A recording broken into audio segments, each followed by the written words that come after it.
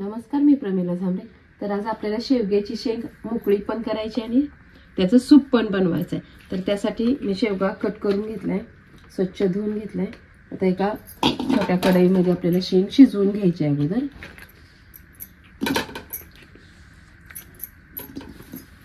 तर यात थोडंसं पाणी वाटायचं, शेंग बुडेल इतकं पाणी वाटायचं।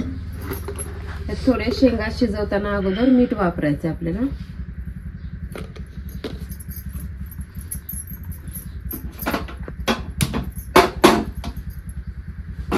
आता छान अशा आपल्याला शेंगा शिजवून घ्यायच्या। तर छान अशा आपल्या शेंगा मी शिजवून घेतल्या त्या। तर ह्याला एका प्लेट मध्ये काढते। तर शेंगा साईडला काढून घेतले त्या आणि शेंगा शिजवलेलं पाणी ह्याचंच आपल्याला सूप बनवायचं आहे। तर ही सूप गुडघ्यासाठी एकदम चांगलं आहे। तर आपण आता ही अगोदर सुकी शेंग बनवून घेऊया। गॅसवर कढई ठेवलेली आहे, कढईमध्ये तेल ओतून घेतलेलं आहे फोडणीसाठी। एक चमचा जिरे टाकलेली, एक चमचा मोहरी, हिला थोडासा अद्रक किसून घेतलाय, लसूण किसून घेतलाय, बारीक चिरलेला कांदा आहे, कोथिंबीर आहे, हिरवी मिरची आणि लसूण वाटून घेतलेला पण आहे आणि एक टमाटा मी मिक्सरला बारीक वाटून घेतलेला आहे। आपण टाकूया, थोडासा अद्रक टाकून घेतो, थोडासा लसूण आहे, कांदा थोडासा, हिरवी मिरची पण थोडी वापरणार। आता कांदा आपल्याला अगोदर लाल होऊ द्यायचा आहे, मग आपण टमाट्याची पेस्ट ह्यात ओतून घेणार आहे।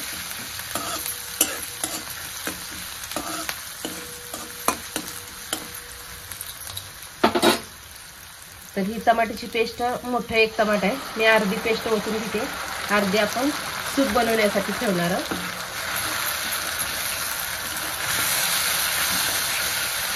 तर टमाटर चांगलं तेल सुटूस तर मी तेलामध्ये तळून घेतले। थोडीशी लाल चटणी वापरली, थोडी मिरची पण वापरली, म्हणून थोडी टाकली। एक चमचा धने पावडर आहे, एक चमचा गरम मसाला वापरलेली,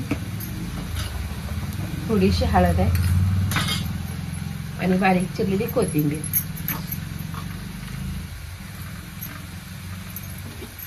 तर छान असं अगोदर मिक्स करून घ्यायचं आपल्याला। आता जी आपण शेंगा घेतले त्या शेंगा ह्यात ओतून घ्यायचे। आपण शेंगा शिजवताना पण मीठ वापरलेलं आहे, आता आपल्याला थोडंसं मीठ वापरायचं आहे, जास्त मीठ वापरायचं नाही।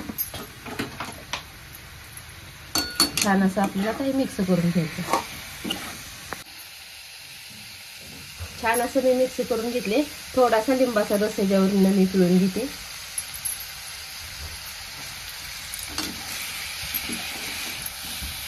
तर बघा असा शेवगा फ्राय झालाय चांगला, शेवग्याची सुक्की भाजी झाली।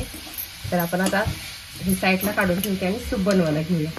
तर आपण आता सूप बनवायला घेऊ। सूप मी एका वाटीमध्ये काढून ठेवलेलं आहे आणि जे मगाशी आपण सगळं त्याला टाकलेलं सुक्याला तीच आहे, टमाटर, कोथिंबीर, कांदा, लसूण, अद्रक आणि हिरवी मिरची। आपण आता फोडणी देऊया। फोडणीसाठी मी तेल ओतून घेतलंय, एक चमचा मोहरी घातली, एक चमचा जिरी आहे, जिरी मोहरी तडतडू द्यायची आपल्याला अगोदर।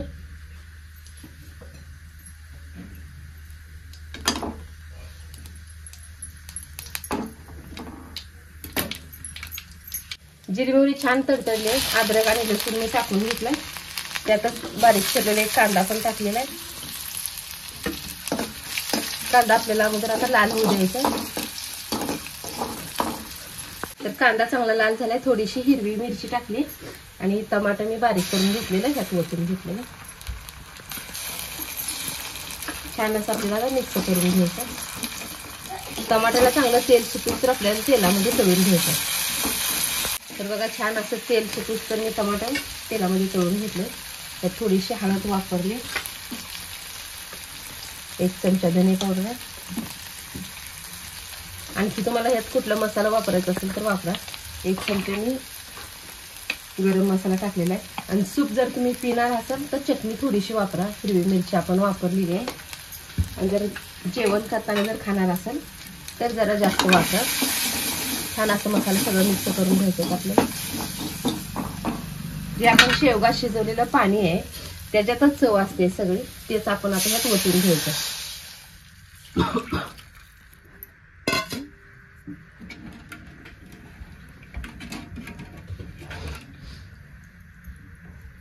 तर आपण मगाशी थोडंसं मीठ वापरलेलं आहे, आता थोडंसं टाकते.